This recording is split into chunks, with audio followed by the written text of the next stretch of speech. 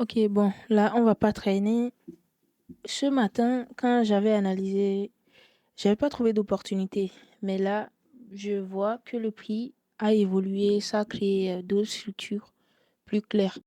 Donc, il y a plusieurs actifs, mais c'est juste sur ces quatre-là, USD CAD, euh, NZD, USD, USDJPY et NZD CAD que j'ai trouvé de structures plus claires. Donc, là, on va analyser avec la stratégie de day trading pour la structure. Donc, je pars sur 1 heure. Je vais tout supprimer pour recommencer l'analyse. Donc là, sur 1 heure, vous pouvez voir que c'est clairement une tendance haussière.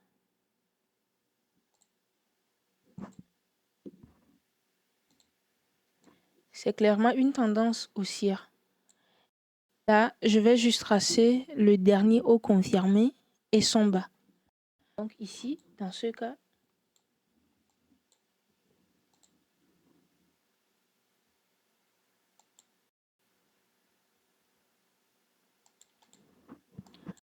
c'est une fausse cassure. Un instant.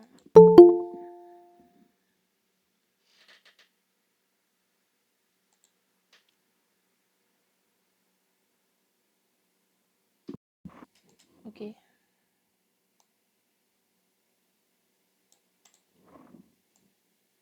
Là, c'est le dernier confirmé. Et ici, c'est son bas.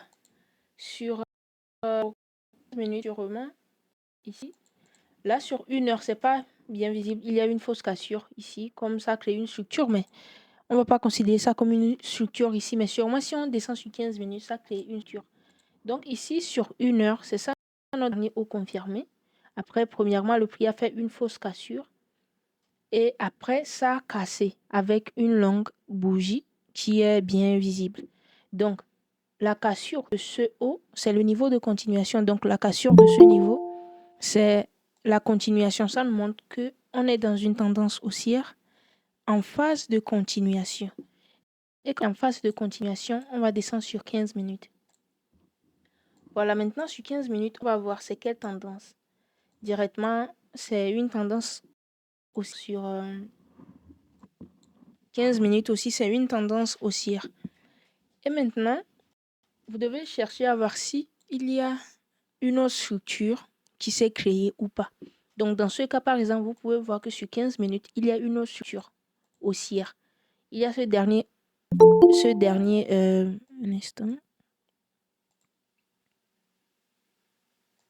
Ok, il y a ce dernier haut confirmé et son bas. Vous pouvez voir clairement. Maintenant, sur 15 minutes, pour continuer l'analyse, on va travailler avec cette structure-là de 15 minutes. Donc ici, sur 15 minutes, le dernier haut confirmé a été bien cassé. Ce qui veut, c'est la continuation. Et comme c'est une continuation de la tendance haussière, sur 15 minutes, on voit que le prix est en train de faire un retracement. Ok, en train de faire un retracement. Ça veut dire que c'est possible que le prix recommence avec l'impulsion. Le prix recommence avec l'impulsion pour continuer sa tendance haussière. Donc, comme c'est une impulsion,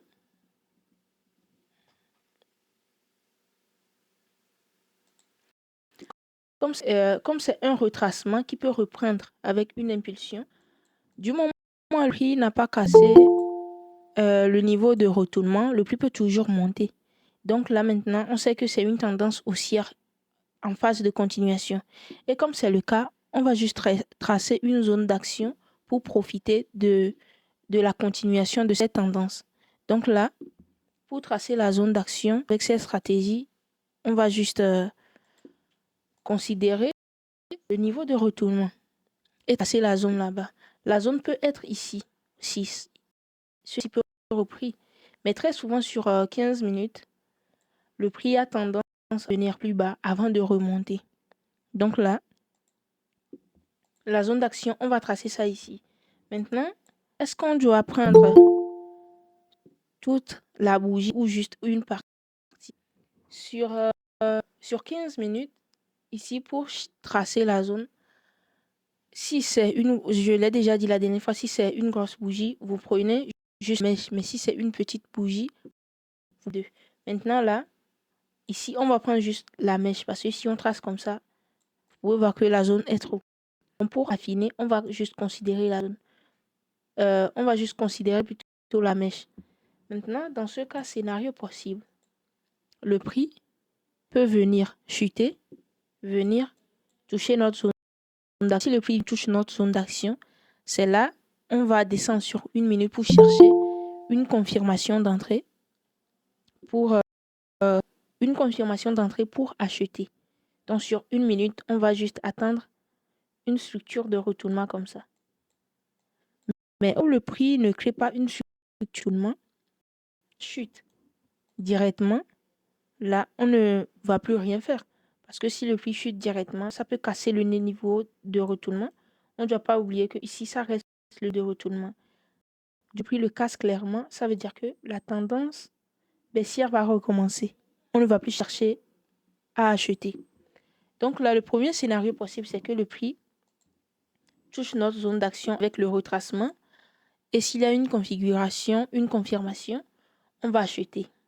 Deuxième scénario possible, le prix tourne sans venir sur notre zone. Et si le prix fait un scénario comme ça, on ne fait rien, on attend. Parce que ce n'est pas notre configuration. Même si ça part, ça ne fait rien. C'est ça la discipline. Et le troisième scénario possible, le prix peut évoluer, casser ce bas, entamer avec la tendance baissière. Donc, si c'est ça, on oublie l'achat et on fait la mise à jour pour profiter de la tendance baissière. Maintenant, là, je vais mettre l'alerte comme ça. Si le prix touche le niveau, je vais recevoir une notification sur mon téléphone et revenir sur le graphique. Donc, c'est tout avec USD-CAD. Est-ce que quelqu'un a une question? Si vous avez une question, vous pouvez démuter et poser la question, bien poser ça dans les messages. Maintenant, on va aller voir USD-CAD. La zone d'action a été touchée. Ok, maintenant, on doit descendre sur une minute pour chercher une confirmation. Tiens. Là, sur une minute, la zone, j'ai besoin d'une structure de retournement. Et si je ne trouve pas ça, je ne peux pas tenter une entrée. Donc, je dois identifier le prix à laisser là.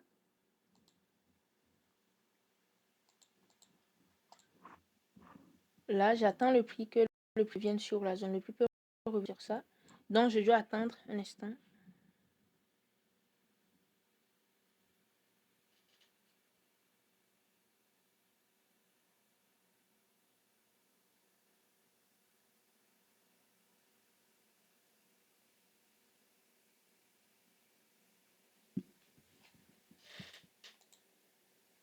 Donc là, j'attends que le prix touche la zone.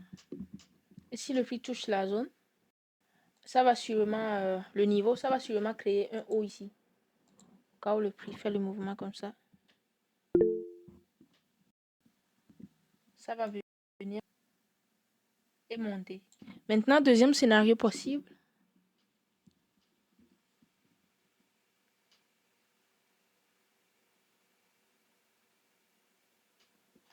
Deuxième scénario possible, le prix peut descendre et casser ce bas même. Aller plus bas encore et créer une structure. Donc, si c'est comme ça, c'est juste le même scénario. On identifie le bas, son haut. Et j'ai la cassure du niveau de retournement pour juste acheter et faire mon entrée. Donc, ici, par exemple, je dois juste attendre que le prix crée la structure de retournement. Si le prix ne le crée pas, je ne fais rien. C'est tout. Est-ce que quelqu'un a une question?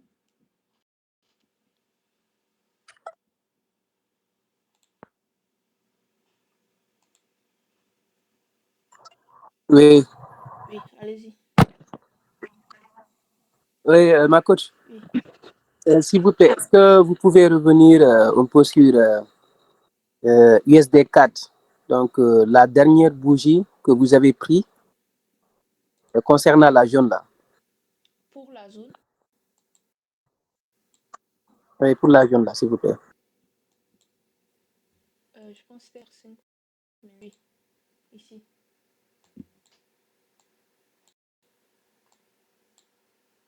J'ai considéré cette bougie en fait. Cette bougie, cette petite bougie ici. Ça va juste considérer, vous voyez la mèche là, la mèche de cette bougie là aussi. Ou comme ça. Mais bon, j'ai pris la bougie là. Oui, c'est quoi la question?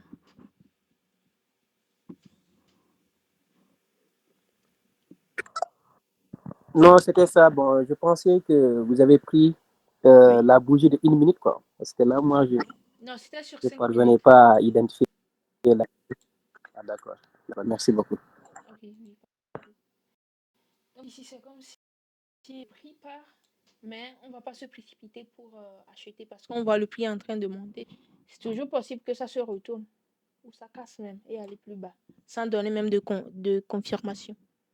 Et c'est possible que ça part aussi. Et si ça part, il n'y a rien à faire. Donc, quelqu'un a une question?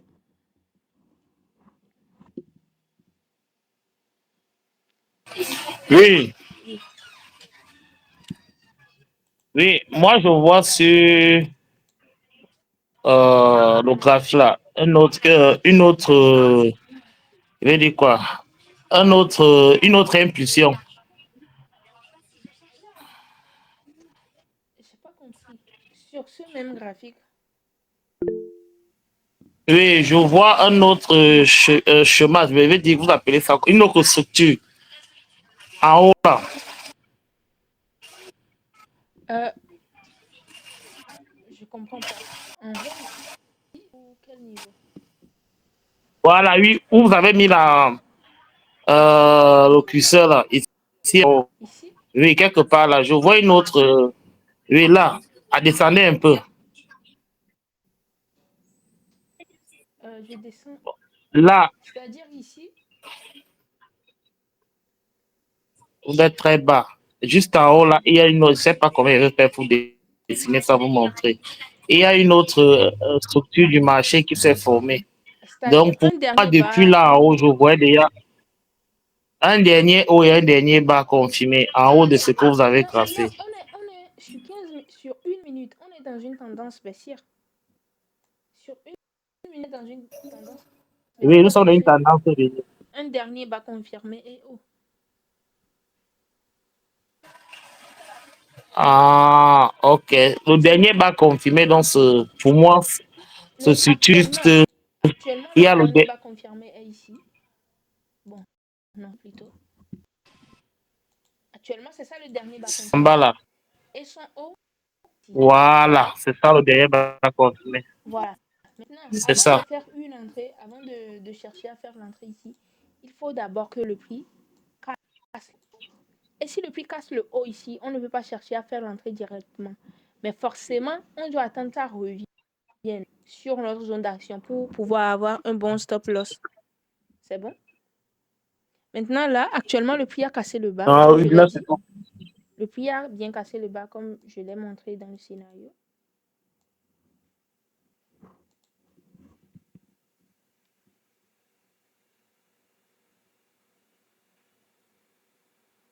Ok, le prix a bien cassé le bas, comme je l'ai montré. J'ai trouvé le dernier bas confirmé et là, c'est son haut. Ok, maintenant, avant de faire une entrée, on doit attendre la cassure de ce niveau de ce niveau de retournement. Si le prix le casse, alors là, on va chercher à faire une entrée, mais ça sera trop haut. Si le casse haut, obligé, on doit attendre que le prix crée un mouvement comme ça. Ça revient sur la zone d'action pour avoir un bon stop loss. Maintenant, ici sur 1 minute, vous pouvez voir que c'est une grande là. Et j'ai dit dans le cours, quand on trace la structure sur 1 minute, et on trouve que c'est une grande structure, on doit venir vérifier sur 5 minutes si la structure de 1 minute est visible sur 5 minutes. Si c'est visible sur 5 minutes, on va continuer avec notre entrée sur 5 minutes. Mais là, c'est visible. Il y a juste les on verra clairement une structure comme ça ici. Donc, on revient sur 1 minute. Donc là, maintenant, je dois attendre que le prix casse ce haut avant de continuer. Donc, je vais mettre l'alerte en haut ici. Si le prix le casse, je vais recevoir l'alerte. Et voilà, c'est possible aussi que ça chute et crée une nouvelle structure. Comme ça, suivre et bas et le haut. C'est bon? Est-ce que, bon, il y a une question. J'ai une question. Ça a touché une fois. Et si ça revient et que ça crée une structure de retournement, je ne dois pas attendre que ça revienne encore vers la zone. 1 minute pour plus. Non, en fait, sur 1 minute pour l'entrée, si le prix casse le niveau de retournement et vous mesurez l'entrée, vous mesurez le stop loss, vous trouvez qu'il y a un bon niveau de stop loss. C'est trop haut. L'entrée ici, c'est trop haut. Là, pas besoin d'attendre une zone. Vous pouvez faire l'entrée directement. Mais là, c'est trop haut. On ne peut pas faire l'entrée directement. Ça va donner un bon stop loss. On fait l'entrée ici. Ça sera comme on fait l'entrée au milieu. Mais si la structure était quelque part en bas, ici, la structure était quelque part en bas, en fait, le prix a créé une structure plus bas dans la zone ou hors la zone même. OK, à ce niveau, on peut prendre l'entrée directement et mettre juste le stop loss en bas.